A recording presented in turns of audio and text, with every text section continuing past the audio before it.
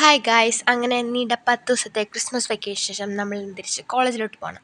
അങ്ങനെ കോളേജിൽ പോകാൻ പെട്ടെന്ന് ഔട്ട്ഫിറ്റൊക്കെ ചേഞ്ച് ചെയ്ത് എല്ലാം ഫുൾ ശരിയായി. എൻ്റെ ഔട്ട്ഫിറ്റ് എങ്ങനെയാണെന്ന് കമൻറ്റിൽ പറയാം. ആൻഡ് എല്ലാം ഫുഡൊക്കെ കഴിച്ച് പെട്ടെന്ന് റെഡിയായി നമ്മൾ ബസ് സ്റ്റോപ്പിലേക്ക് വന്നു.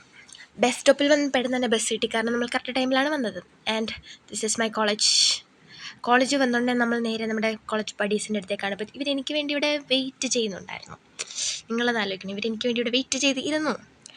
ആൻഡ് ഇവിടെ വന്ന് കൺമണിയുടെ കണ്ണനായി വാ, കളമൊഴിയുടെ തോഴനായി വാ. അങ്ങനെ അവിടുന്ന് അവരെ വിളിച്ചുകൊണ്ട് നമ്മൾ ഡിപ്പാർട്ട്മെൻറ്റിൽ വന്നു, കാരണം ഇവിടെ ഒരു ന്യൂ ഇയർ കേക്ക് കട്ടിങ് ഉണ്ട്. അങ്ങനെ എല്ലാവരും കൂടെ ചേർന്ന് മിസ്സുമാരായിട്ട് കേക്ക് കട്ട് ചെയ്തു. ഇതായിരുന്നു ഞങ്ങളുടെ കേക്ക്. കേക്ക് എങ്ങനെയുണ്ട്? നല്ല അടിപൊളി. എങ്ങനെയുണ്ട് കേക്ക്? എങ്ങനെയുണ്ട് ഇഷ്ടപ്രിയ? അങ്ങനെ ഞാൻ ജസ്റ്റ് അവിടെ നിന്ന് NCC റൂമിലോട്ട് വന്നു. NCC റൂമിൽ വന്നപ്പോൾ ഞാൻ കണ്ട കാഴ്ച ഇതാണ്.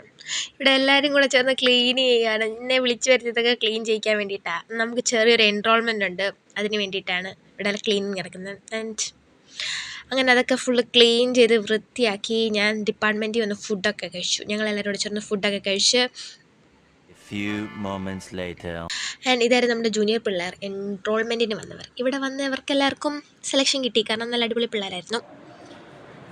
ഇതാണ് നമ്മുടെ ആരാധ്യ സീനിയർ. ഹൈ പറയൂ സീനിയർ. അങ്ങനെ അവിടുത്തെ പരിപാടിയൊക്കെ കഴിഞ്ഞ് ഞാൻ തിരിച്ച് വീട്ടിൽ വന്നു. അപ്പോൾ ഇന്നത്തേക്ക് ഇത്രയേ ഉള്ളൂ. Bye guys.